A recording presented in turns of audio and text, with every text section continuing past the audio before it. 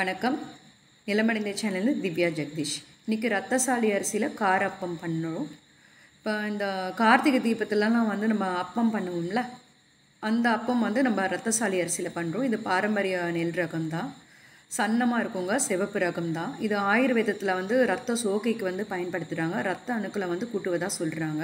இல்லை vitamin B5 அதிகமாக இருக்குது, அதனாலங்க. இப்போ இது 2 கப்பு ரத்தசாலி அரிசிக்கு 1/2 கப்பு புழுங்கல் அரிசி, 2 தேக்கரண்டி துவரம்பருப்பு, 1 தேக்கரண்டி உளுத்தம்பருப்பு எடுத்துட்டு 4 மணி நேரம்ட்டு ஒரு 8 மணி நேரம் ஊற போட்டுக்கலாங்க. ஏன்னா சிவப்பு அரிசிலாம் ஊறுறதுக்கு நேரம் ஆகும். இதை கழுவும் போது நல்லா கழுவிட்டு நல்ல தண்ணியிலே ஊற போட்டு எடுத்துக்கலாங்க. அதையே நம்ம அரைக்கிறதுக்கு பயன்படுத்திக்கலாம். அரைக்கும் போது நல்லா கொரன்னு அரைச்சிக்கோங்க. கொஞ்சம் திக்காக இருக்க மாதிரி பார்த்துக்கோங்க. அப்போ தான் அப்பம் சுடுறதுக்கு நம்மளுக்கு நல்லாயிருக்கும். இது உப்பு போட்டு ஒரு 2 மணி நேரம் நம்ம புளிக்க போட்டு எடுத்துக்கலாம். இட்லி மாவு மாதிரி ஜாஸ்தி நேரம் புளிக்க வைக்க வேண்டாம்.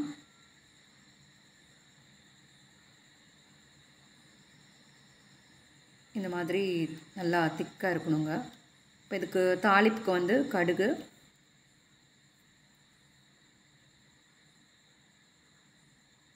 கொஞ்சம் உளுந்து,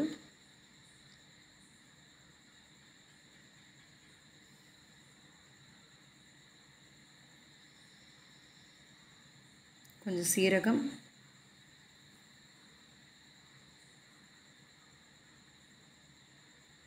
பச்சை மிளகாய் சின்ன பிள்ளைங்க இருக்காங்கன்னா கம்மியாக போட்டுக்கோங்க. இஞ்சி கொஞ்சம் தட்டி எடுத்துக்கலாம். சின்ன வெங்காயம் சின்னதாக கட் பண்ணி தான் நம்ம வதக்கி எடுத்துக்கலாம். 1 தேக்கரண்டி தேங்காய் எடுத்துக்கலாம். இதெல்லாம் லைட்டாக நம்ம வதக்கினா போதுங்க. பெருங்காயம் நம்ம டைரெக்டாக மாவில் போட்டு எடுத்துக்கலாம்.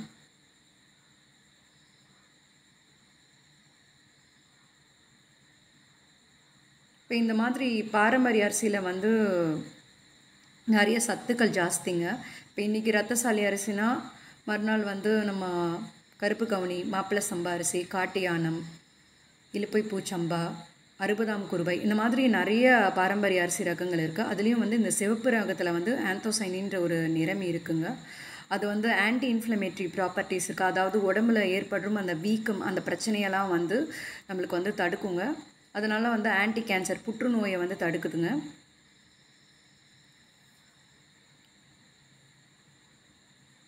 இந்த கறிவேப்பிலை போட்டுக்கலாம்.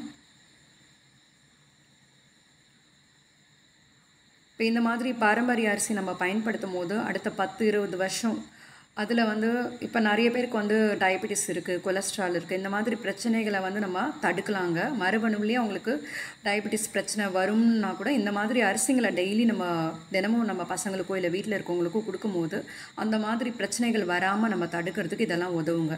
இது பொறுமையாக தான் வேகுங்க. இது குழிக்கரண்டியில் நம்ம எண்ணெயில் போட்டிருக்கோம். பொறுமையாக செவந்து மேலே வரும், அது வரையும் நம்ம காத்துட்ருக்கணும். அதுக்கப்புறம் பூரிக்கு நம்ம மேலே எண்ணெயை எடுத்து ஊற்றுவோம்ல, அந்த மாதிரி ஊற்றி எடுத்துக்கலாங்க. இது மேலே எழும்பி வரையும் காத்துட்ருங்க.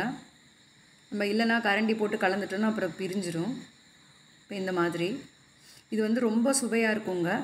இப்போ இது பச்சரிசியாக தான் நம்மளுக்கு கிடைக்கும், இந்த ரத்தசாலி அரிசி. இதில் கஞ்சி பண்ணிக்கலாம். சாப்பாடாக வடிக்க முடியாது, கஞ்சி பண்ணிக்கலாம், ஆப்பம் பண்ணிக்கலாம்.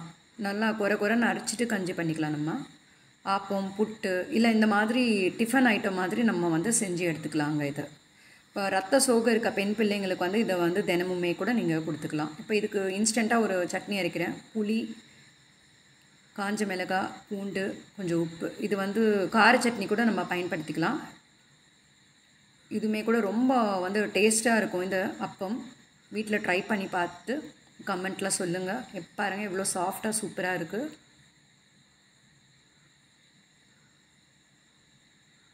செஞ்சிங்கன்னா பிள்ளைங்க ரொம்ப விருப்பப்பட்டு சாப்பிடுவாங்க. நம்ம வீட்லேயுமே அப்படி தான். சாப்பிடாத பசங்க கூட விரும்பி சாப்பிடுவாங்க. நன்றி, வணக்கம்.